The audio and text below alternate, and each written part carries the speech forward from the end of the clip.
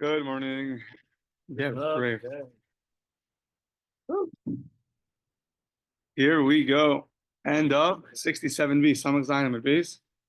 I was told we're by the two dots, Yanai. So Yanai, talking about sorcery. Yanai Ikla. Yanai went lahu shpiza to a certain inn. Amar lahu, he told them, Ishkin Maya, can you please bring me a cup of water, a glass of water? So a lady was chosen to bring the water, the waitress. Krivu, Shisasa. So she went to go to bring him closest drink. Chazad, the Kamar Chashvan, Svasa, all of a sudden he sees her lips are going. Classic sign of sorcery. The lips start going. So either that or she's saying Tehillim. No. so Shada Purta Mine. What kind of Tehillim exactly? Shada Purta Mine. He went, it sounds like he threw some of the drink onto the floor, and all of a sudden, Have Akrave, they became scorpions. So he was doing sorcery back. He understood she's a sorcerer. He said, don't worry, two can play this game. And they did. So Rashi points out it's Yanai, not Rebbe Yanai, because a rabbi wouldn't do a sorcery like this. But a Yanai, regular guy, he would do it. Okay. So what happened? They became scorpions, Amr Lahu. So he told them, listen, Ana shasai miditchu. You gave me this drink. I realized it's sorcery. I took from it. Literally, I drank from it. But now you have to go benefit from my drink. Asunami. So Ana shasai miditchu. Asunami shasumi didi. I drank from yours. You drank from mine. So you drink from mine. So it sounds like either he gave her the same drink or he gave her another drink. If he had a drink on him, then why was he thirsty originally? Maybe he came up with some kind of contraption. I don't know exactly, or maybe the same drink he gave. So Ashke, the lady who was doing sorcery, drank some, and Baruch Hashem, she became a donkey. Have Chamra. Now, good for him. He had a free ride to the marketplace. So he got on the donkey, Rachva, and Salih Shuka, and he went to the marketplace. So now what happened? Every sorcerer has some sorcerer friends. So she saw, I guess her friend saw Asa Chaverta and realized, like, this donkey is not a regular donkey. This is actually a result of sorcery. So Pashrala, sounds like she killed the sorcery that was here. And then what happened? It was a little awkward. The friend did sorcery, killed the sorcery. So it was just Yanai on top of the lady. And then ended up being Yanai was riding the lady in the shuk. Okay. That was for Mrs. Kuttner. No, Vital, I'm just kidding. Vital, it's her dad. Now, I don't know what this is really relevant to what we're talking about, unless it's also sorcery related, but it's interesting. We're going to the Makos now. Vital Hatzfardeya, but the Chasas Arz. It sounds like there's one frog that got up, covered the earth. Okay. One frog was there, ended up going and filling up the whole world. Okay. So it says, no. Kitanoi. They're really. It's a machlokas what exactly happened in Mitzrayim. Either Rabbi Kiva it was one frog, and I guess from that one frog, it populated the whole world. The entire land of Egypt, yeah? Sounds like it all came from one frog. Amarlo Rabbi Elazar ben Azariah, Akiva. So this comes up numerous times. Interesting. Rabbi Kiva gets criticized for trying to get involved in agadic works. So go back to halacha. It's not your thing. So Amarlo Rabbi Elazar ben Azariah, Akiva malachetz al agada. You try and darshan. I got it. Frogs, one frog. I'm gonna try. Why don't you stop talking?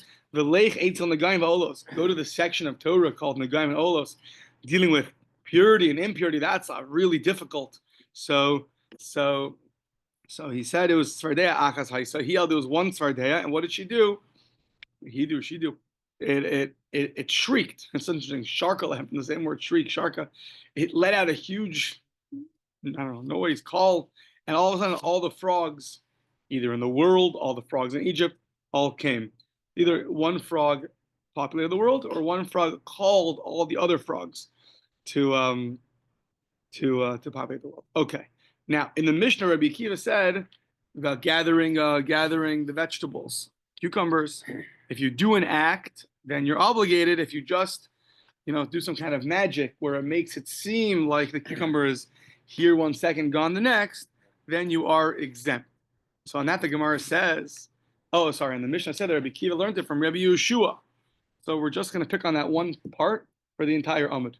Rabbi Akiva learned from Rabbi Yeshua. We're going to wait to 20 lines and find out that he didn't learn from Rabbi Yeshua and figure out how to answer up that contradiction. Now, this is a very interesting story. Rabbi Eliezer, the background is he had in Bava Metzia, Daf Mentes, he had a big argument with the other rabbis about a certain oven. Is it tamei or tahor? And they went the whole to-do.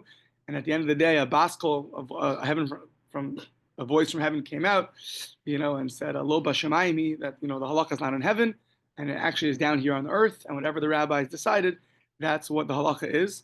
And he stuck strong with his opinions, and they excommunicated him. And he was actually one of the rebbeim of Rabbi Akiva.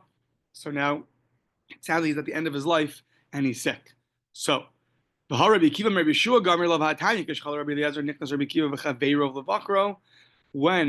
was sick, so Rabbi Akiva and his colleagues came to pay a visit, to do a Bikur Kollel.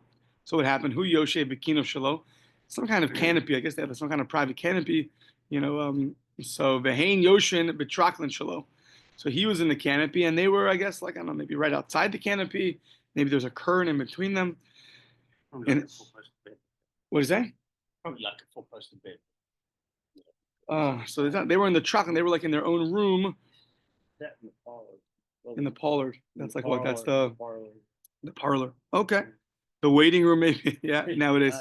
Fine. V'osiyom Erev Shabbos haya. Interesting why that's important, what day of the week it is, but okay. It was Erev Shabbos. Haya v'nichnas Horkanas Beno. Now all of a sudden, no, for the following reason, Horkanas Beno came in to take off Rabbi Eliezer's tefillin. We know that they sort tefillin all day long, and we know that there's different opinions if Shabbos is a time of wearing tefillin. We hold it's not, and that's why it's muktzah. So Horkanas Beno came in to take off Rabbi Eliezer's tefillin, and Rabbi Eliezer got upset at him. Garbo v'yotza ben Azifa. Yeah, and he kicked him out.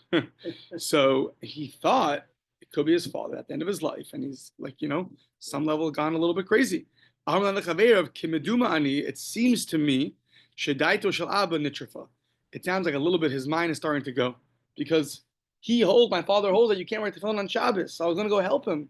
He's sick enough. He's too sick to take out tefillin. I'm going to go help him. So they said no. So Amrlan really, daito, in the words, daito miyusheves, v'das imo nitrafa. Really, his das is fine. His brain is fine. It was a das of the mother. I guess either she was the one that maybe, I don't know. The mother was a little bit, mind was going off, but the father was fine. So why was he so upset at him and kicked him out of the room? So the Gemara says, because the father, Rabbi Eliezer, held the following. So literally, how are you putting aside, things on Shabbos that you're chayiv if you don't keep them, you're chayiv skila, you're chayiv to stoning, and you're getting involved in taking off my tefillin.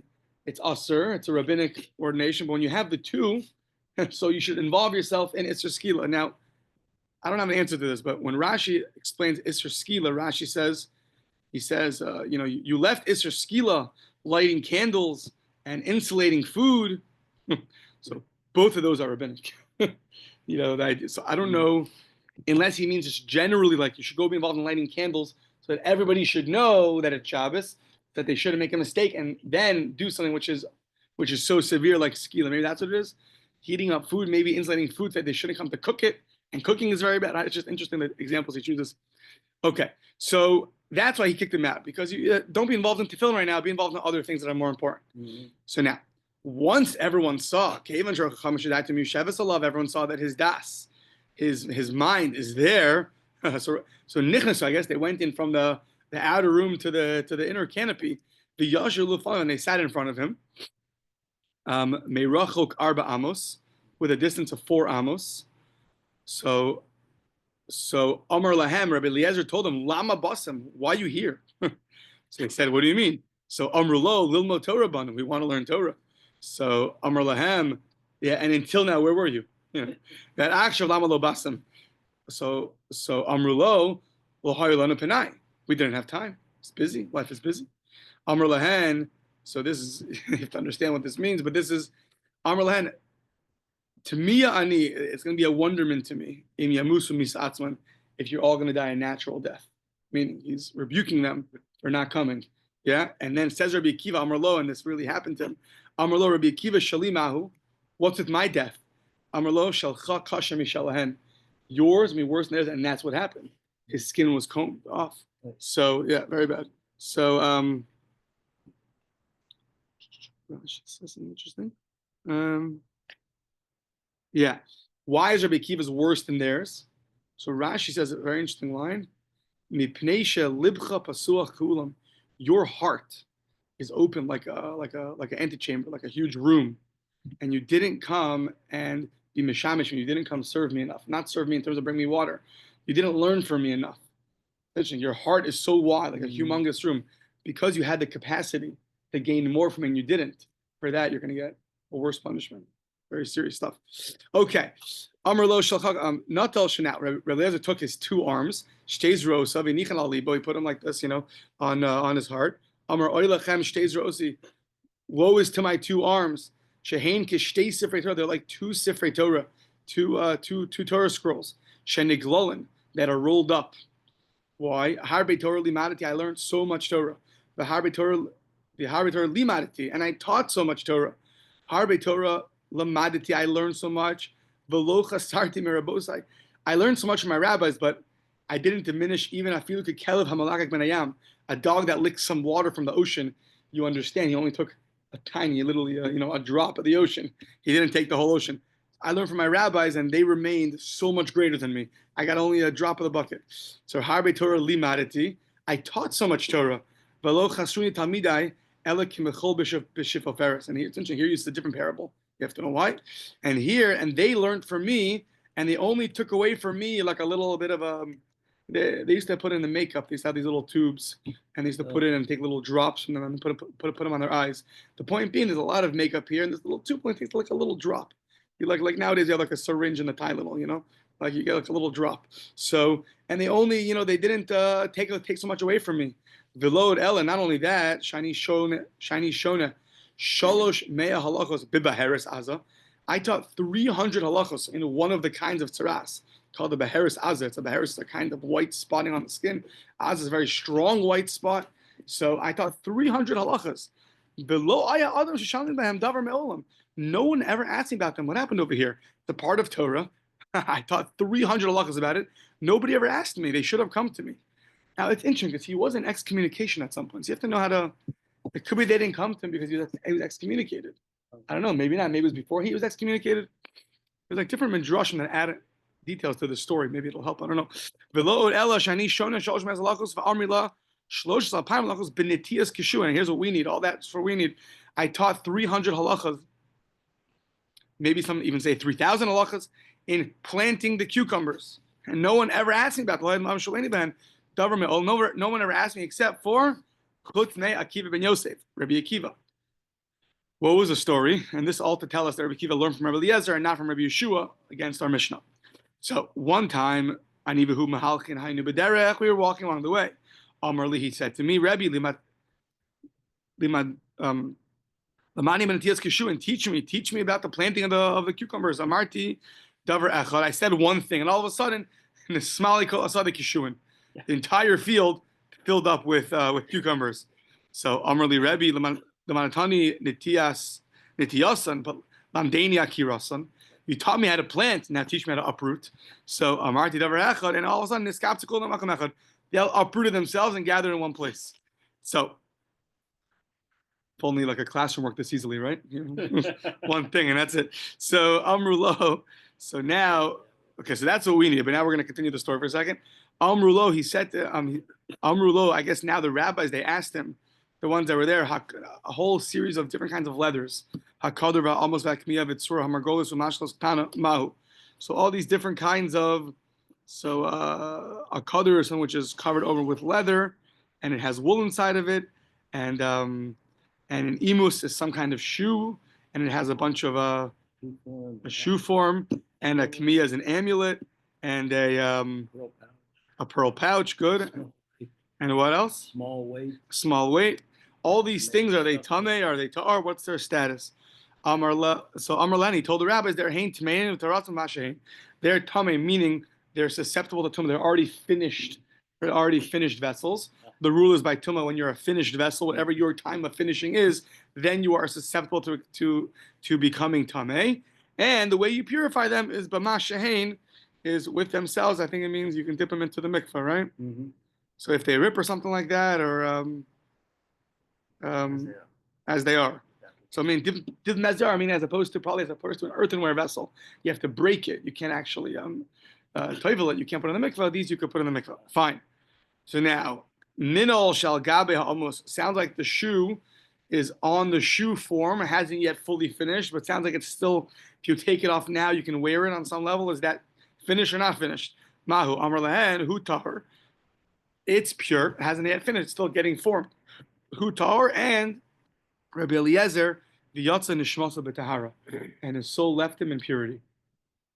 Okay, so now Amar Rabbi Yeshua al Rak, Yeshua got up and said, "Amar hutar another." That excommunication he was put in has been taken away. He's what does that mean after he passes away? I don't know. Right. Excommunication only usually makes a difference when you're alive, but very good. You can visit, yeah, very good. You can bury him with everybody else. Okay, yeah, very good, fantastic. Okay, so now the Motzi Shabbos Pagabar Rabbi Akiva. Rabbi Akiva Motzi. So I guess that was Erev Shabbos. So now Motzi Shabbos, Rabbi Akiva was he was going min Kesari Lelod from the town of Caesarea to the town of Lod. Hayamakib b'besaro. He was hitting his skin. Ad shedamo shoses la'aretz, until blood was flowing to the ground. I assume he was mourning. He couldn't mourn on Shabbos. Maybe he was so distraught over his Rebbe. So pasach alav b'shura. He opened up b'shura, meaning what? In a straight line. What does that mean? Oh, I mean they were burying him. No. He opened his eulogy. In eulogy, yeah. Funeral line by saying. And he said, "Va'amar Avi Rechav Yisrael Uparashav, our father, which is from Elisha. Elisha, when he saw Eliyahu Navi, he yelled, "Avi, our father, the chariot of Israel and his horsemen." Harbe Mo'os Yeshi. He's giving a parable now. I have so much money, but I have no money changer to exchange them for. Sounds like I have so many questions. I need answers. I have things I need to be understood, and there's no one to help me exchange for the right price. So all of this was Alma Rabbi Eliezer Gomra, Rabbi Akiva, not like our Mishnah, like from Rabbi Yeshua. He learned from Rabbi Eliezer how to do sorcery. So it's not from Rabbi Yeshua. So you're right. Gomra Rabbi Eliezer. He first learned from Rabbi Eliezer, below Savra. He didn't understand. Hadar Gomra may Rabbi Yeshua. And then he went and he learned from Rabbi Yeshua, which is interesting because when the Gemara talks about Shimish Tamnei Chachamim, servicing them, gaining from them. I believe Rashi says you learn from them the laws and also the understanding behind the laws. It's interesting. Rabbi Eliezer told Rabbi Akiva, you didn't come and gain from me enough. So here's a good example. It sounds like he taught him a halacha. Rabbi Akiva didn't understand maybe how to do it, maybe how it works exactly. So he had to go to somebody else. Okay. But he was Eliezer was communicating. But I guess at some point they were walking together and learning this, so I guess when they were learning this, maybe, yeah, it's okay, exactly. Maybe it was beforehand. Yeah. So, yeah. So, Gamam Rabbi Yeshua of Aspera, Aspera Yahale. He went to Rabbi Yeshua, and Rabbi Yeshua explained it to him what Rabbi Eliezer was trying to tell him. So, one sec. Rabbi Akiva did sorcery. I mean, Heichi Abed Hachi. Rabbi Eliezer did sorcery. How did Rabbi Eliezer do sorcery? You can't do sorcery. We just went to the Mishnah. If you do sorcery, you're chayiv. So V'hanan Tana Osa Ma'aseh Chayiv. That was Rabbi Akiva said. If you do an act of sorcery, not just you make believe like it's here, then it's not. There you're chayiv. Says the Gemara, no, but for teaching it's different. Islam made shiny to teach someone to know when he meets a sorcerer how to deal with them. So for learning purposes, that's okay. Don't remember. How do I know? It says Lo Silmad Lasos. I can't learn to do. Lasos. I'm allowed. Now we can understand how he was excommunicated but still teach me. Oh, that's interesting. That's interesting. So yeah, so I don't know if the story happened before or after. I don't know, but yeah, you're right. So either way, you cannot learn to do, but you could learn to lahavin haros hajjalach aramisos. We finish and we'll come back to this parak aramisos. Okay, so more exciting parenting advice. Ben Sorer Morer, the wayward son. Me'ema Sainasa Ben Sorer Morer. When does he become Ben Sorer Morer? So when does he become this wayward son? Mishiyavish, this has to be a very specific age. Mishiyavish Teisaros, from when he gets. So we know that really a adult is not only defined by 13 years old, is defined by 13 years old and few pubic hairs. That's the age of maturity. That's why many times by Parsha Zachar coming up soon, that people will not let a bar mitzvah boy read from the Torah because they want to be extra. Because since that reading is biblical, according to some opinions, they want to be extra stringent. Okay, so he has to be from the time he gets 2 hairs. The ad sheyakif zakin atachton velo ha'elyon elash debracham b'lashon nekiah. So somewhere between 2 hairs and until it fills up with pubic hair. So until that age, and the reason why they call it a beard downstairs is because they didn't want to use foul language. They wanted to use clean language. Yeah. So when it says by Mitzrayim that the Jews didn't change their language, it doesn't mean that they only spoke Hebrew. The Ramban says is that they only spoke clean language. They saw the way the Mitzvahs speak, and they're terrible words, and the Jews didn't do that. They spoke nicely, no swear words, no things like that, no, no foul talk. Yeah, Shenemar, Kiela Ish Ben. How do we know this? Kiela Ish Ben. So the pasuk says by Ben Sarmura, it should be for a man a son. Kiela Ish Ben. So Ben velo bas. Okay, so she's off the hook. A son, not a daughter. Ben velo ish. This is interesting. He has to be a son and not a man. But yet, if he's a katan, if he's a child, pater. Why? Shelo ba lechlal mitzvahs. So he's in this. If he becomes a full adult, he's out. If he's still a kid, he's out. He has to only be from 2 hairs until it fills up with hairs. So if you're less than that, you're out. If you're older than that, you're out because you're still called a ben in the Torah. You're a ben, but you're not a ben that's under 13. You're just a ben that hasn't yet reached the full level of maturity. So we're going to talk about that now. So now, what's that? No, it's just good. Oh yeah. So we'll see. I mean, 2 opinions if it ever happened, Ben Sormor. So one time I saw one time it never happened. We're learning it to get reward. Okay, I don't know. Katan minalan. So katan minalan de pater. How do I know that a child is exempt? Says, how do I know? Minalan. Time. Look at the Mishnah. He hasn't become someone who's obligated in mitzvahs. Therefore, he's not obligated in averis either. Shelo balak la mitzvahs. That's one.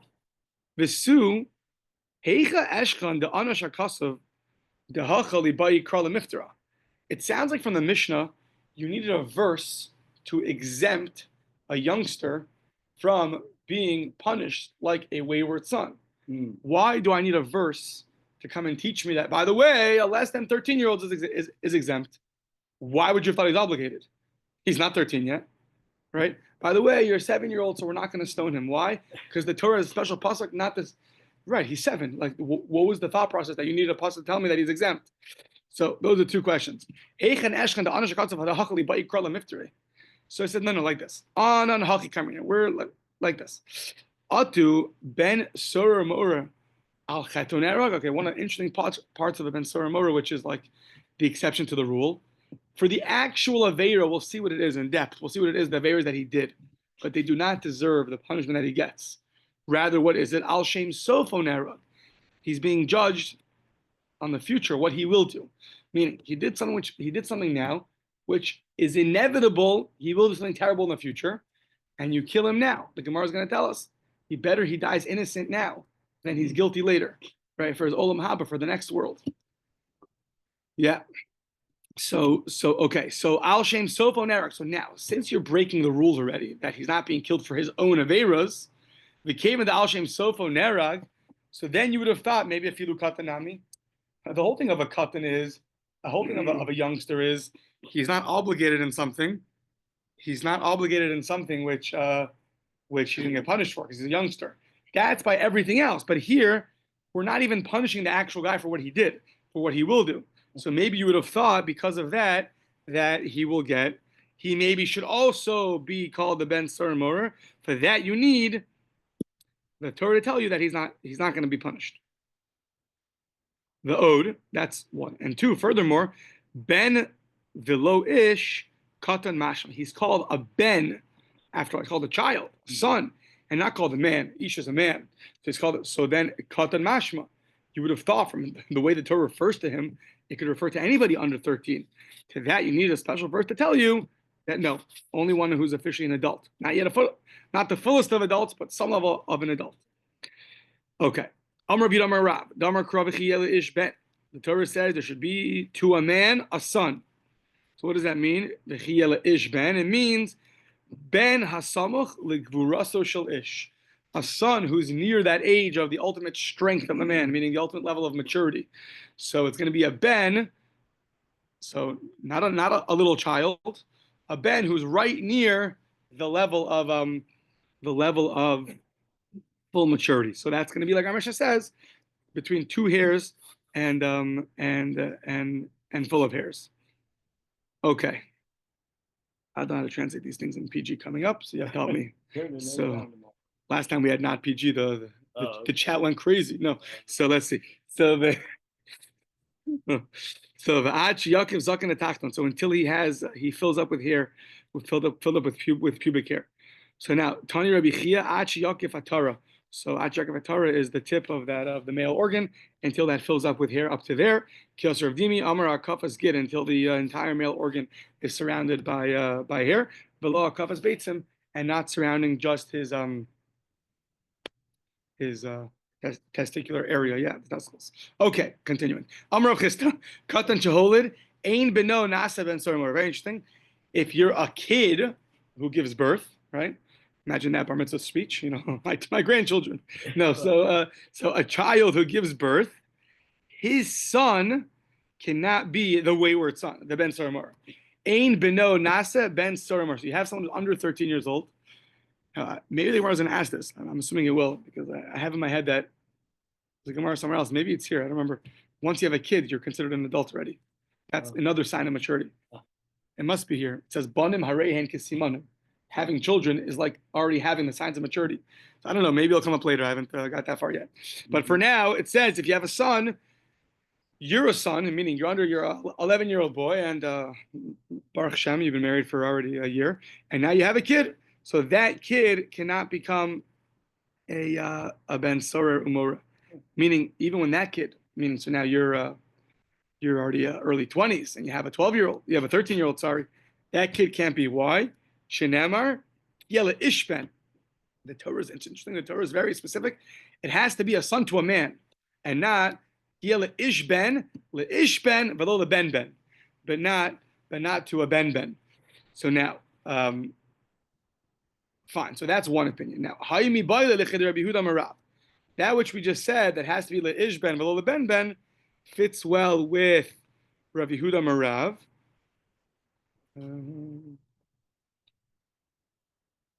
Yeah, because Rav Yehuda Marav said earlier that which it said, Hayila Ish Ben. One second. Sorry.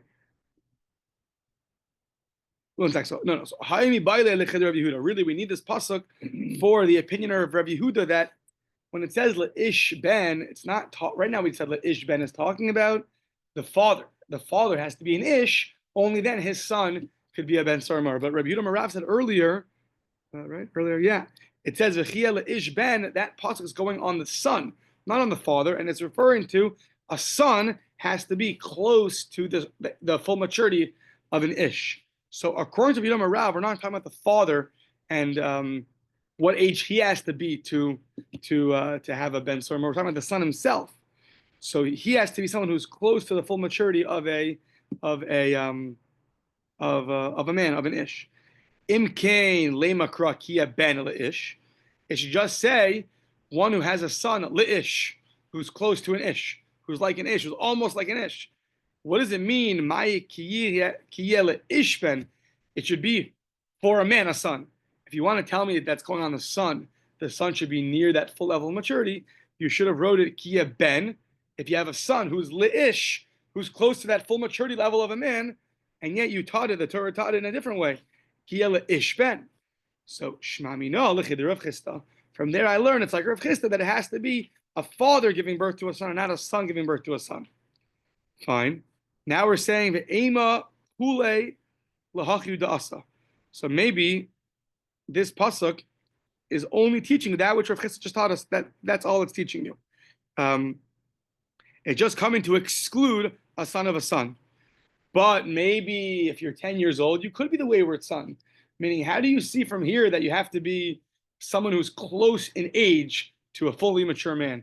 Maybe the whole pasuk is just like Rav Chisda. That's all teaching one thing: a man giving birth to a son, and not a son giving birth to a son.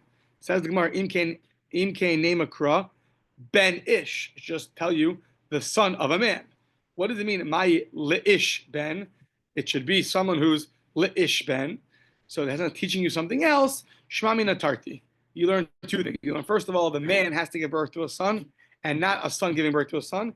You also learn that this son has to be someone who's close to the full maturity of a man, and not referring to any kind of son. Okay, now this whole thing of Rav Chisda that only a man can give birth to a son, and not a son giving birth to a son, that's all pliga de Rav.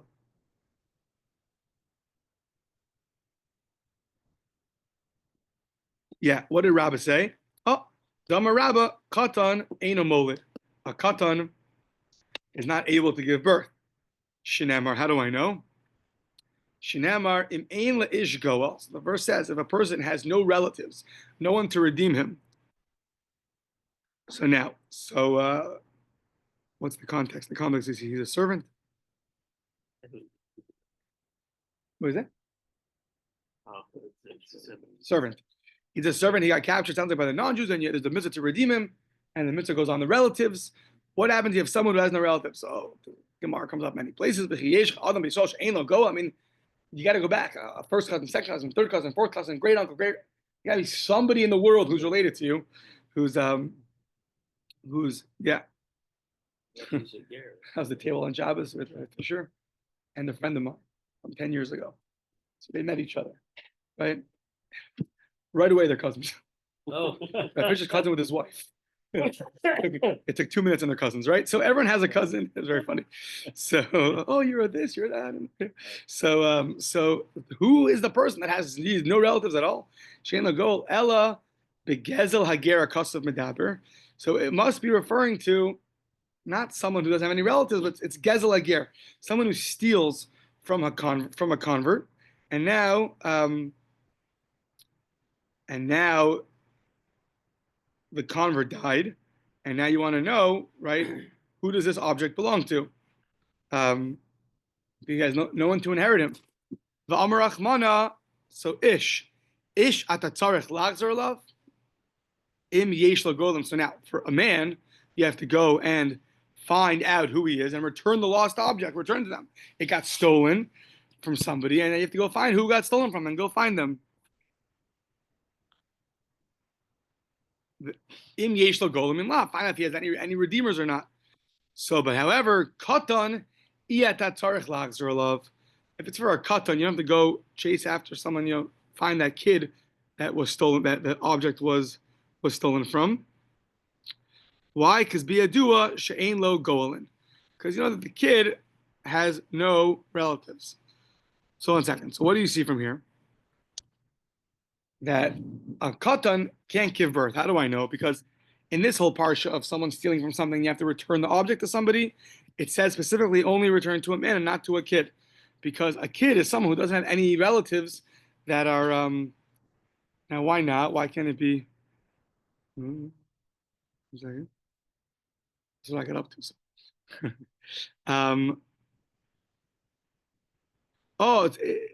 It's referring to a katan ager. It's referring to a minor ger. Yeah, I would think so. So it's a katan ager. So for him, that's the person, a katan who's a ger, that for him, someone stole something from him, then he's the guy that you don't have to go and chase after and get back the lost item. What is it? What's it say?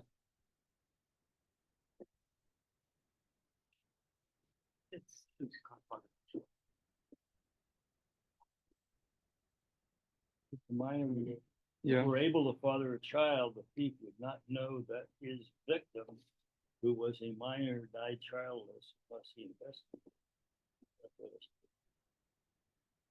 This is what it's saying. I think it's saying a guy that's a child Mm-hmm. has no relatives. Okay. In order for him to have no relatives, he cannot father a child. Yeah.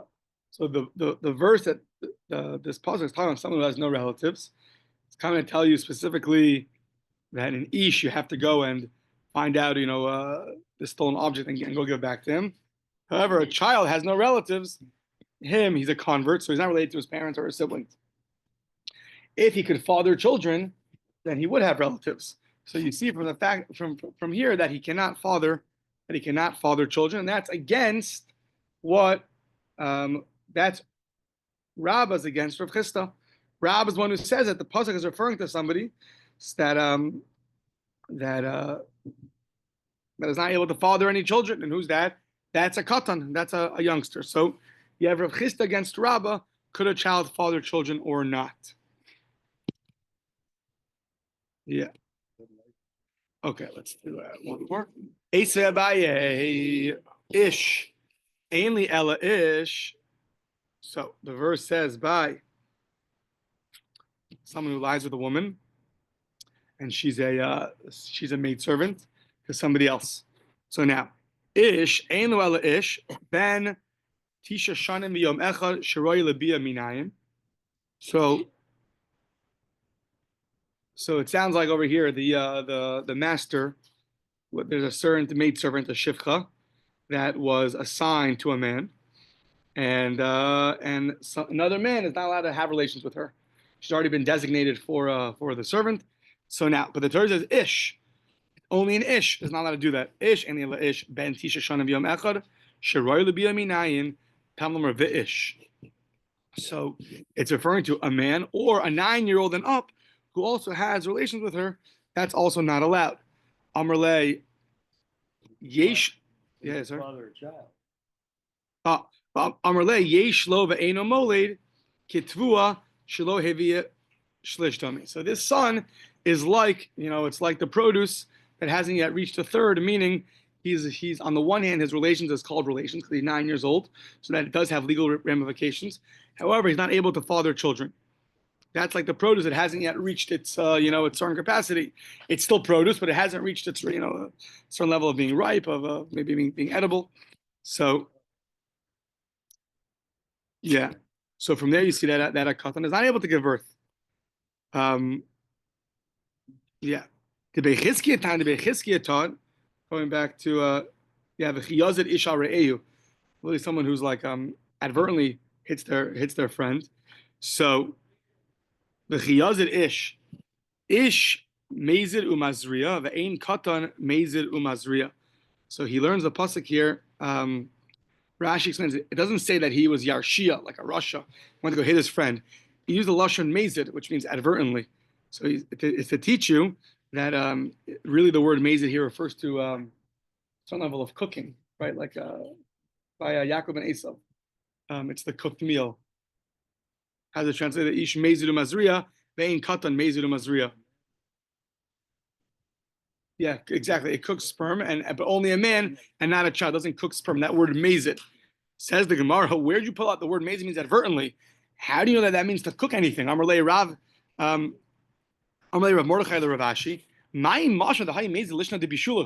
How do you know the word advertently mezid is referring to cooking? What do you mean? What did Yaakov do for Esav? The Chsiv of Yazid Yaakov Nizid. He cooked for him. You see that it could be referring to cooking, and since it didn't use the word Yarshia, Russia, which apparently would be the more appropriate word, rather use the word mezid. From there, the Bechizkiya learns out only a man is able to cook sperm and therefore be able to father children. A child is not able to do that. Immature, Yeah. Oh, fine. Maybe we'll stop by Vahana Tana Debei Rabbi Shmuel. We'll stop there. deep. Yeah.